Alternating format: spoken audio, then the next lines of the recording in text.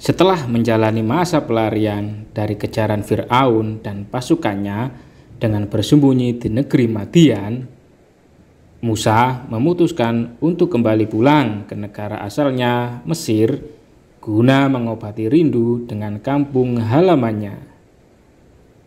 Musa berangkat bersama anak dan istrinya, beserta sejumlah kambing yang didapatkan selama berada di negeri Madian.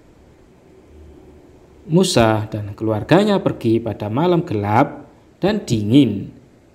Mereka tersesat di tengah jalan, tidak menemukan jalan yang biasa dilalui. Musa memasukkan pergelangan tangannya ke dalam baju, namun masih saja kedinginan.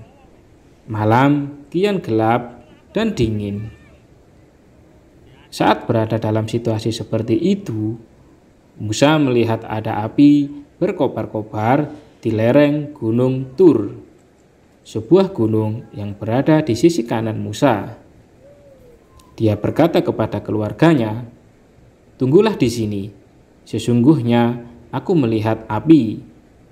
Hanya Musa yang melihat, yang lain tidak, karena api ini hakikatnya adalah cahaya yang tidak bisa dilihat oleh sembarang orang. Allah berfirman, "Dan apakah telah sampai kepada kisah Musa ketika dia, Musa, melihat api? Lalu dia berkata kepada keluarganya, 'Tinggallah kamu di sini. Sesungguhnya aku melihat api. Mudah-mudahan aku dapat membawa sedikit nyala api kepadamu, atau aku akan mendapat petunjuk di tempat api itu.'" Quran Surat Toha ayat 9-10. Allah berfirman, "Maka ketika dia, Musa, sampai ke tempat api itu, dia berseru dari arah pinggir sebelah kanan lembah, dari sebatang pohon di sebidang tanah yang diberkahi. 'Wahai Musa, sungguh aku adalah Allah, Rob seluruh alam.'" Quran Surat Al-Qasas ayat 30. Saat Musa mendekati api yang ia lihat dan tiba di dekatnya, Musa melihat api itu berkobar-kobar di sebuah pohon hijau berduri. Semakin api berkobar, semakin hijau warna pohon tersebut.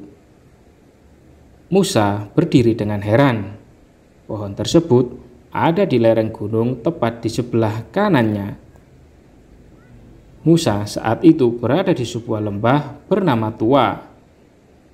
Musa menghadap kiblat, sementara pohon tersebut berada di sebelah kanannya, tepat dari sisi barat. Rob kemudian memanggilnya di lembah suci Tua. Terlebih dahulu, Allah memerintahkan Musa untuk melepaskan sandal, untuk mengagungkan dan menghormati tempat yang diberkahi itu, terlebih pada malam yang diberkahi tersebut. Selanjutnya Allah berbicara, "Sungguh aku ini Allah, tidak ada Tuhan selain aku. Maka sembahlah aku dan laksanakanlah sholat untuk mengingat aku." Quran Surat Toha ayat 14. Selanjutnya Allah berbicara kepadanya seraya menjelaskan bahwa Ia Maha Kuasa atas segala sesuatu, yang berkata kepada sesuatu, "Jadilah," maka jadilah sesuatu itu.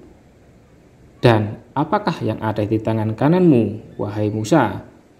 Dia, Musa, berkata, "Ini adalah tongkatku. Aku bertumpu padanya, dan aku merontokkan daun-daun dengannya untuk makanan kambingku. Dan bagiku masih ada lagi manfaat yang lain." Dia, Allah, berfirman, "Lemparkanlah ia, wahai Musa." Lalu Musa melemparkan tongkat itu, maka tiba-tiba ia menjadi seekor ular yang merayap dengan cepat. Quran Surat Toha ayat 19-20. Musa seketika itu juga melarikan diri dari ular itu. Allah kemudian memerintahkan Musa agar menjulurkan tangan dan meraih ekor ular tersebut. Setelah Musa memegang ekor ular tersebut dengan baik, ia berubah menjadi tongkat lagi. Kemudian Allah memerintahkan Musa untuk memasukkan tangan ke kerah baju. Setelah itu, Allah perintahkan untuk menarik kembali. Ternyata, tangan Musa mengeluarkan cahaya laksana bulan. Dan ketika kau merasa takut, dekapkan tanganmu ke dada. Niscaya rasa takutmu mereda. Selain kedua mukjizat tersebut, Allah total memberikan 9 mukjizat kepada Musa, sebagaimana yang disebutkan dalam surat Al-Isra. Dan sungguh, kami telah memberikan kepada Musa 9 mukjizat yang nyata. Maka tanyakanlah kepada Bani Israel. Ketika Musa datang kepada mereka, lalu Fir'aun berkata kepadanya, "Wahai Musa, sesungguhnya aku benar-benar menduga engkau terkena sihir." Dia, Musa, menjawab, "Sungguh, engkau telah mengetahui bahwa tidak ada yang menurunkan mukjizat-mukjizat itu kecuali Rob yang memelihara langit dan bumi sebagai bukti-bukti yang nyata. Dan sungguh, aku benar-benar menduga engkau akan binasa, wahai Fir'aun." Quran Surat Al-Isra ayat 101 sampai 102. Wallahu a'lam bishawab.